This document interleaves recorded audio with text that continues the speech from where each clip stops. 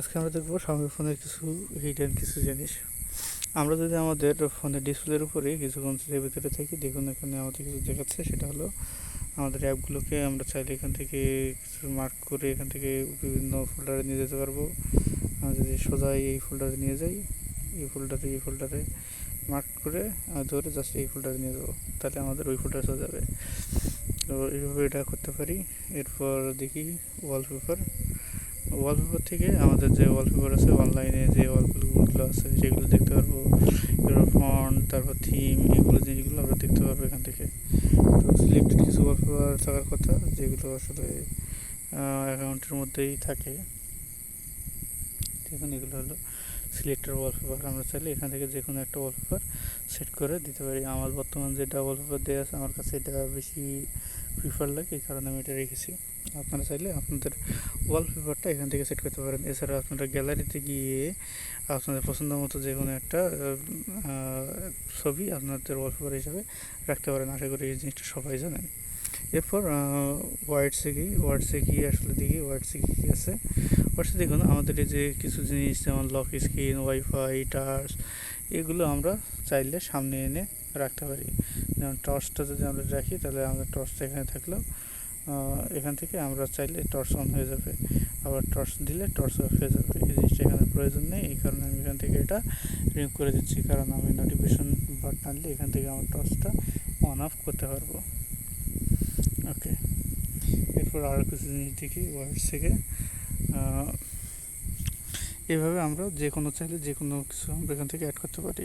এরপর দ্বিতীয়তে আছে ফোকো লঞ্চারের যে স্পেশাল জিনিসগুলো, সেটা হলো ক্লিনার, হোম স্ক্রিন 1:1, ওয়ালপেপার 1:1, তারপর সুইচ করতে পারবো একসাথে 5টা, তারপর ক্লক, বিভিন্ন ধরনের ক্লকটা আমরা বিভিন্নভাবে নিতে পারি। যেমন আমার বর্তমান যে ক্লকটা আছে, দেখুন ক্লকটা যে উপরে আছে এবং সাথে করে আমাদের হলো ওয়েদারটা দেওয়া আছে।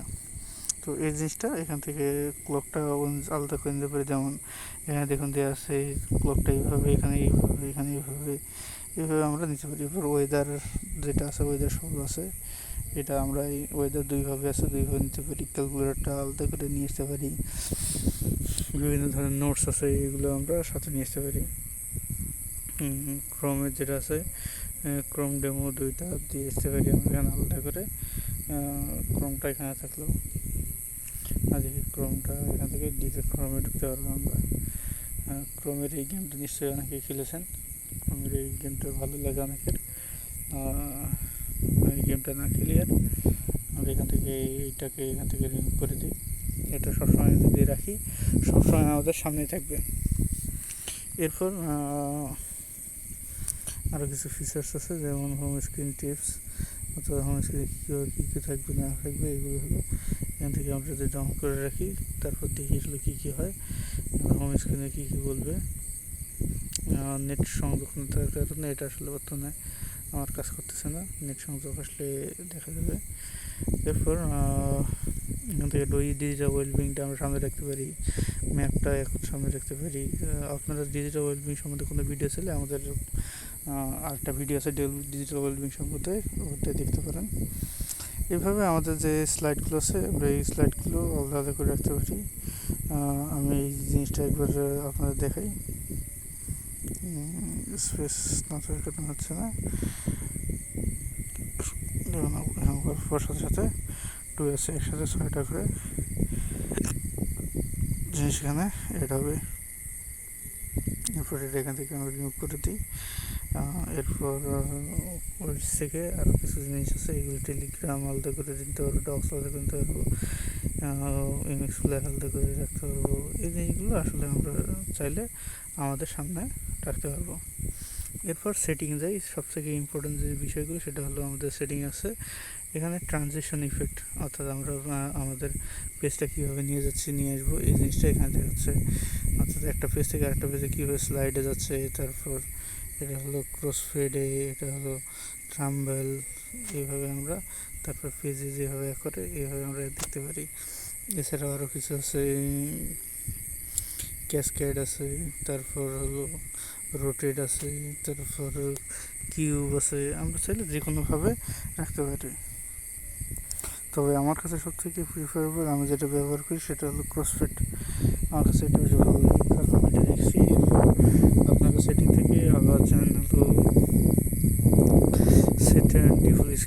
অর্থাৎ আমাদের স্ক্রিনটা কীরকম হবে আমরা সেই কোনটাকে আমরা ডিফল্ট স্ক্রিন হিসেবে রাখবো, অর্থাৎ ফোন অন করার সাথে সাথে কোন স্ক্রিনটা আমাদের সামনে আসবে এটা দেখবো।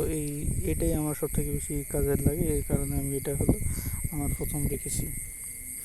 এরপর হলো ফিল এমটি সেল, অর্থাৎ যে সেলটাতে কোনো কিছু নাই এই সেলটাকে আমরা কী করবো, আমরা ফিল করে দেব। অর্থাৎ আমাদের কোনো সেল থাকলে এই সেলটার মধ্যে আমরা পূরণ করে দেব। দেখি এটা দেওয়ার পরে আমাদের ওটা হলো ফিল আপ হয়ে যাবে।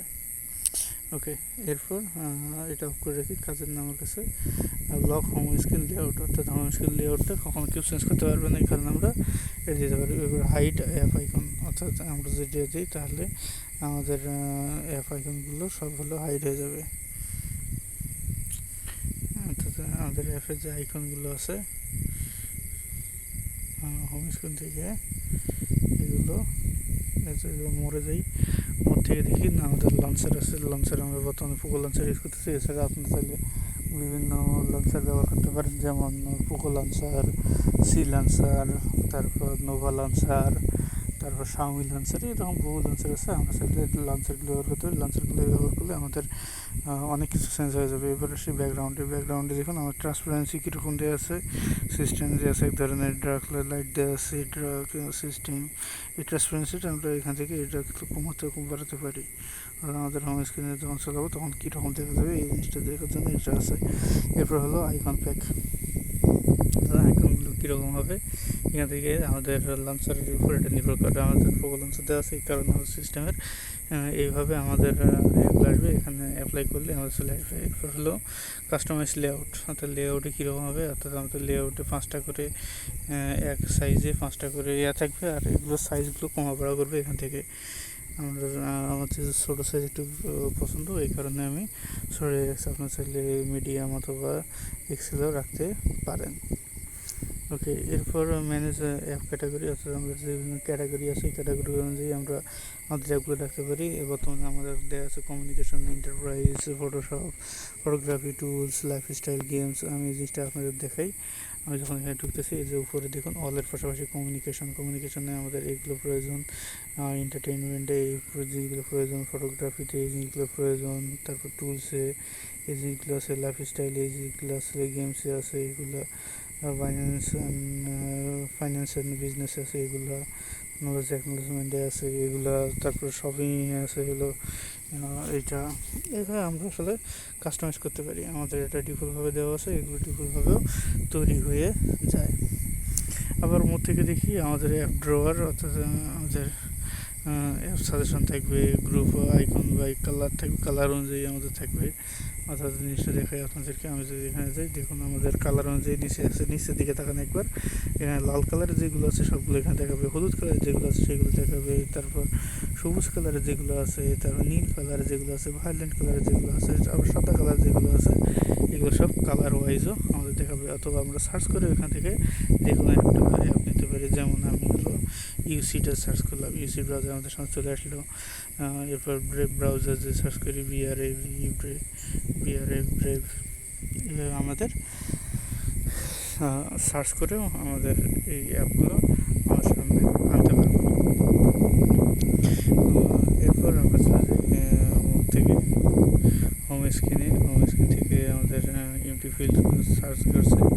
এরপর দেখুন -1 স্ক্রিন, সেটা হলো অ্যাপ ভোল্ট সম্পর্কে এই ভিডিওতেই বলি আমরা। এটা হলো আমার বর্তমানে ডিফল্ট যে হোম স্ক্রিন আছে এটা হলো আমার হোম স্ক্রিন। এখান থেকে আমাদের -1, অর্থাৎ বাম পাশে যদি আমি একটু স্লাইড করি দেখুন এখানে যে জিনিসগুলো আছে এই জিনিসটাই হলো অ্যাপ ভোল্ট, অর্থাৎ মাইনাসে থাকবে হলো অ্যাপ ভোল্টে কী কী থাকে দেখুন, ক্লিনার থাকে আমাদের, তারপর গুগল অ্যাসিস্ট্যান্ট থাকবে। এরপর রিসেন্ট যে অ্যাপগুলো ব্যবহার করছি এই অ্যাপগুলো এখানে আছে, যেমন আমি রিসেন্ট ব্যবহার করছি গ্যালারি, তারপর ক্রোম, তারপর ওয়াইডস, তারপর ফেসবুক সেটিং ব্যবহার করছে জন্য এই জিনিসগুলো এখানে আছে। এটার মধ্যে এখানে দেখুন এখানে সিকিউরিটি স্ক্যান আছে, তারপর ট্রাশ আছে, তারপর অকুপাইড স্টোরেজ, অর্থাৎ আমাদের যে স্টোরেজ খাচ্ছে এই জিনিসগুলো এখানে দেওয়া আছে। আমার কাছে সবথেকে ইম্পর্টেন্ট জিনিসটা সেটা হলো এখানে স্টেপ আছে, আমরা আজকে সারাদিনে কীরকম হেঁটেছি, কীরকম চলাচল করছি এই জিনিসটা এখানে দেখা যায়। দেখুন আমাদের এখানে গোল দেওয়া আছে হলো গোল দেওয়া ছিল 8,000 স্টেপ। আমি আজকে সারাদিনে হাঁটাহাঁটি করছি, সাথে মোবাইল ছিল না, এই কারণে মাত্র 118 স্টেপ আসছে, কিন্তু এর বেশি হওয়ার কথা। কিন্তু ওই সময়টা আমার হাতে ফোন ছিল না, যার কারণে এই অবস্থা। আমি যদি আমার ডেট হিসেবে দেখি, কালকে ছিল 5,000 স্টেপ, আগের দিন ছিল 8,000 স্টেপ, আগের দিন 4,000, তার আগের দিন ছিল 3,000, 5,000, এইভাবে আমার প্রতিদিনের স্টেপগুলো এখানে কাউন্ট করা আছে।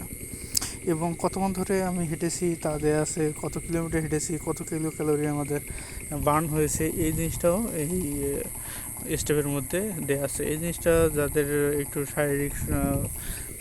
শারীরিকভাবে যারা চাচ্ছে তাদের ফিটনেসটাকে ধরে রাখার জন্য, বা চাচ্ছে তাদের ডেইলি কীরকম প্রয়োজন, সেই জিনিসগুলো এখানে আমরা দেখতে পারবো। এরপর আমরা যাই হলো নোটের মধ্যে। আমরা এখান থেকে আমাদের নোটগুলো আমরা এখান থেকে লিখতে পারি, অর্থাৎ আজকে সারাদিনে কী কী নোটের কাজ করব, এই নোটগুলো আমরা এখানে আলাদা করে একটা করে নোট করতে পারি। যেমন আপনার চাইলে মনে করেন বাজার করতে গেছেন, বাজার করার জন্য আলাদা করে কোনো ফর্দ তৈরি করার প্রয়োজন নেই, চাইলে এই নোটের মধ্যে আপনি রেখে রাখতে পারেন। বা আপনার একটা ইম্পর্টেন্ট কোনো কাজ আছে, এই ইম্পর্টেন্ট কাজটা নোটের মধ্যে লিখে রাখছেন, বা কোনো একটা ওষুধের নাম, বা একটা জায়গায় যাওয়া প্রয়োজন, কারণ নাম, নাম্বার, এই জিনিসগুলোকে আমরা আমাদের এই নোটের মধ্যে আমরা লিখে রাখতে পারি। এরপর দেখুন ক্যালেন্ডার ইভেন্ট, অর্থাৎ আমাদের বিভিন্ন সময় আমাদের ক্যালেন্ডারে বিভিন্ন ইভেন্ট থাকে। ধরুন আমার সামনের মাসে কারো একজন বার্থডে আছে, মনে করুন সামনের মাসের আগস্টের 25 তারিখে একজনের বার্থডে, এই জিনিসটা আমরা এখান থেকে সেট করতে পারি।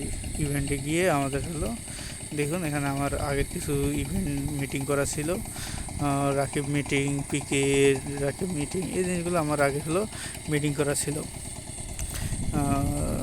তো এইভাবে আমরা আমাদের ক্যালেন্ডার থেকে এখান থেকে আমাদের বিভিন্ন নোট করে রাখতে পারি, ইভেন্টগুলো মনে রাখতে পারি। এরপর আর কিছু আছে, যেমন হলো নোটিফিকেশন ব্যান্ডেজ, অর্থাৎ নোটিফিকেশনগুলো কীভাবে আসবে, সার্কেল অথবা নাম্বার হিসেবে আসবে। এবার হলো double tap two screen lock, অর্থাৎ আমরা হোম স্ক্রিনে এসে যদি আমরা ডাবল ট্যাপ করি স্ক্রিনের উপরে, আমাদের স্ক্রিনটা লক হয়ে যাবে, আবার ডাবল ট্যাপ করলে আমাদের স্ক্রিনটা অন হয়ে যাবে। তো এর অর্থই না আমাদের স্ক্রিনটা একদম খুলে যাবে। তো আজকের ভিডিও এই পর্যন্তই, আশা করি পরের ভিডিওতে আমরা আরও ডিটেলস জানতে পারবো। ধন্যবাদ সবাইকে।